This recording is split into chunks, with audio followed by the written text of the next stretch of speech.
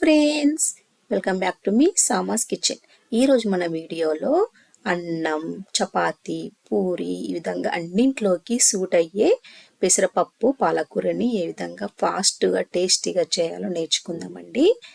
ఈ రెసిపీ కనుక మీకు నచ్చినట్లయితే ప్లీజ్ లైక్ చేయండి, ట్రై చేయండి. ట్రై చేశాక మీకు ఎలా వచ్చిందో నాకు కామెంట్ రూపంలో తెలపండి.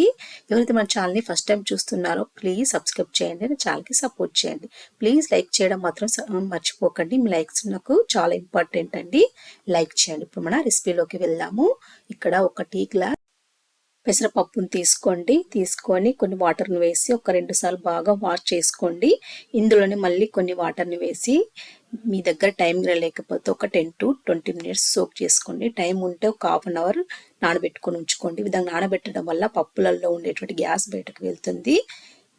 చాలా మందికి పప్పు తింటే గ్యాస్ ప్రాబ్లమ్స్ వస్తాయండి. ఈ విధంగా నానబెట్టుకోవడం వల్ల త్వరగా ఉడుకుతుంది, అదేవిధంగా గ్యాస్ కూడా బయటకు వెళ్ళిపోతుంది. ఈ ఒక గ్లాస్ పెసరపప్పుకు ఒక కట్ట పాలకూర కట్ట సరిపోతుందండి. ఈ విధంగా వీటిని సన్నగా కట్ చేసుకొని వాటర్లో వేసుకోండి.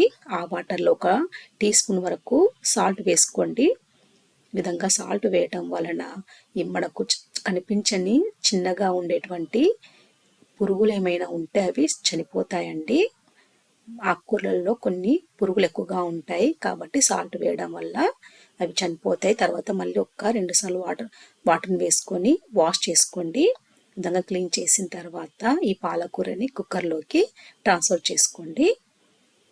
తర్వాత ఇందులోని ఒక 6 పచ్చిమిర్చిలు వేసుకోండి. మీ దగ్గర పచ్చిమిర్చి పేస్ట్ ఉంటే పేస్ట్ వేసుకోండి.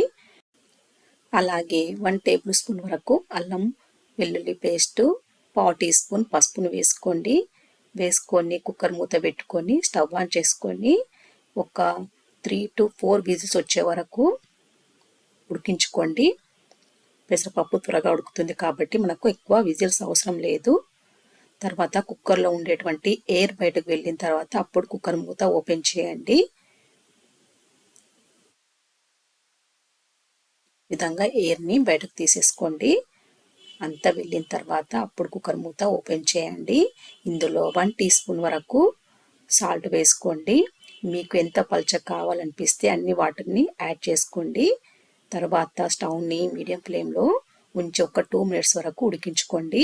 ఈలోపు మనము పప్పుకి పోపు పెట్టుకుందాము. ఇప్పుడు ఒక ప్యాన్ పెట్టుకోండి. అందులో 2 టేబుల్ స్పూన్ల వరకు ఆయిల్ వేసుకోండి. ఆయిల్ వేడెక్కాక 1 టీ స్పూన్ ఆవాలు, 1 టీ స్పూన్ జీలకర్ర, ఒక 4 అల్లం వెల్లుల్లి రెమ్మలు, 3 ఎండుమిర్చి, ఒక 5-6 కరివేపాకు వేసుకోండి. కొంచెం ఇంగువ, ఒక 1/4 టీ స్పూన్ పసుపు వేసుకోండి. పసుపు మనం పప్పు ఉడికించుకునేటప్పుడు వేసుకున్నాం కాబట్టి చూసుకొని వేసుకోండి. ఇవన్నీ వేగిన తర్వాత ఇప్పుడు పప్పు మనకు ఉడికింది చూడండి. తర్వాత ఈ పప్పుని ఒక బౌల్లోకి ట్రాన్స్ఫర్ చేసుకోండి. తర్వాత అందులో పోపు వేసుకోండి. కొంచెం ఒక టీ స్పూన్ వరకు లెమన్ వేసుకోండి. ఈ విధంగా ఆకుకూరలు వండుకున్నప్పుడు లెమన్ని అంటే నిమ్మకాయని యాడ్ చేసుకోవడం వలన ఆకుకూరల్లో ఫెర్రిక్ యాసిడ్ ఉంటుందండి. మనకు వైటమిన్ సి ఇవి 2 కలిసినప్పుడు ఐరన్ ఫామ్ అవుతుంది. ఎప్పుడైనా మీరు ఆకుకూరలు వండుకున్నప్పుడు అందులో ఒక 2 to 3 డ్రాప్స్ లెమన్ని వేసుకోండి. ఈ రెసిపీ కనుక మీకు నచ్చినట్లయితే ప్లీజ్ లైక్ చేయండి, మీ ఫ్రెండ్స్కి మరియు రిలేటివ్స్కి షేర్ చేయండి. మరిన్ని టేస్టీ మరియు హెల్తీ రెసిపీస్ కొరకు మీ సామాస్ కిచెన్ చూస్తూ ఉండండి. బాయ్.